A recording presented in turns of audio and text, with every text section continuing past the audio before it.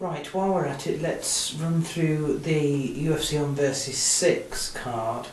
I'm going to do my usual start with the main event and then begin at the bottom and work up.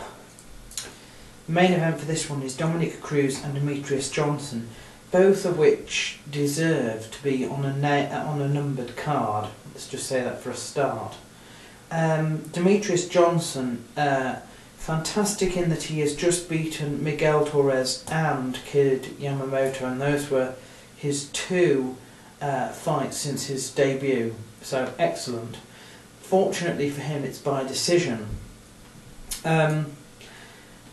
My big question is this one of the first events where the main event, despite not being a championship, is 5 rounds?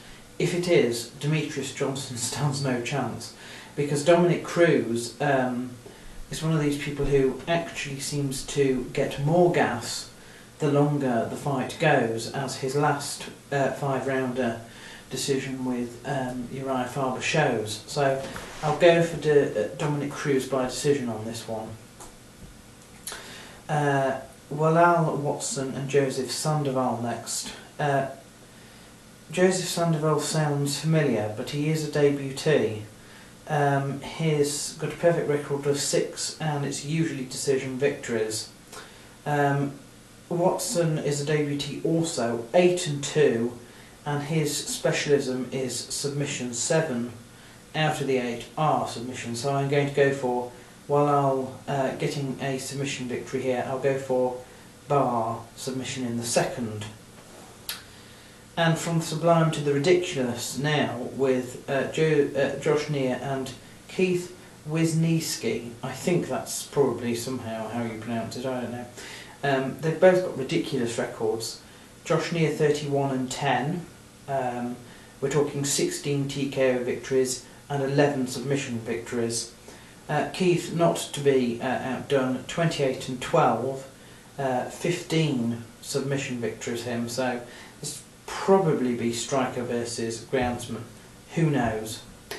Keith, he's on a 6-fight win streak, but this is his debutee, and he's fighting Josh Neer, who has a 4-fight win streak, which he's collected in little over a year, since he was last in the UFC and got chucked out, I guess, and now he's back. So quickly has he done this that I hadn't realised he'd gone. That just shows you, doesn't it? He's a former MFS fighter. I think he will probably win this one. I'll go for TKO in the third.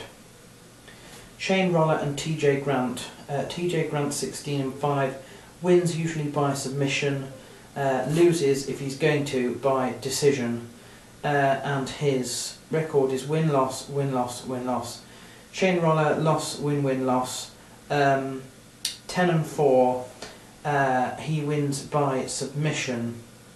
So this is probably going to be a ground fight for both of them. I'm just thinking, I think Shane Roller ever so slightly better than TJ Grant. Going to go for him. I'll go for a decision on that one. And Mike Easton and Jeff Hoogland. Again, Mike Easton sounds very familiar. Don't think he is, because according to this, he hasn't fought since 2009. He did beat Chase Beebe, but that was only by split decision. This is his debutee, and he's a stand-up artist, which is fine, I suppose, if you are Jeff Hoogland, who is 10-4, and a submission specialist. He's on a 9-fight win streak. He hasn't got any particular calibers on his record. He has Gilbert Melendez when they were both in WEC, but you're talking 2003 there. I just think with a 9-fight win streak and the other guy not fighting since 2009, I'll give it to Jeff Hoogland. I'll go for a choke submission in the third there. Michael Johnson and Paul Sass. Michael Johnson, sometime person from Tough. Paul Sass I know because I met him several times at Cage Gladiators, and I expect this to go a similar way. He will win by triangle. I shall go for the second there. Ias Edwards and Raffaello Oliveira. Unfortunately for Oliveira, he seems to always lose to calibers that he fights. His record 14-4, and Ias Edwards 40-17, with 14 TKO victories and 17 submission victories. He's an American top team person, and his record loss, win, win, win, loss. I think Ias Edwards will take this one. I'll go for a bar submission in the first.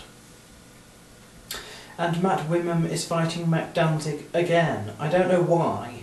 He's already fought him, already beaten him, and his record loss, loss, win, win, win, loss is far better than Mac Danzig, again, sometime tougher, who went loss, win, win, loss, loss, loss, win, loss, win.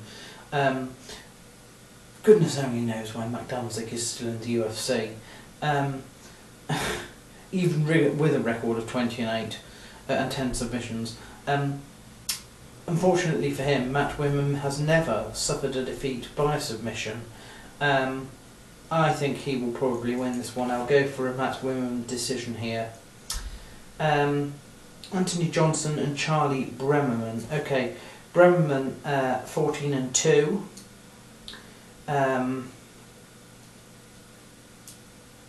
And Anthony Johnson 9-3. The difference with Anthony Johnson, Charlie Bremerman has a good record. The problem is that Anthony Johnson has an equal record-ish, but he's facing much, much higher calibers. So I'm going to go for Anthony Johnson here, and I shall probably go for TKO in the third. And the final fight is Pat Barry and Stefan Struve. You know, Pat Barry terribly unlucky with what happened in his Trade Congo match. And I have seen Stefan Struve fight myself again.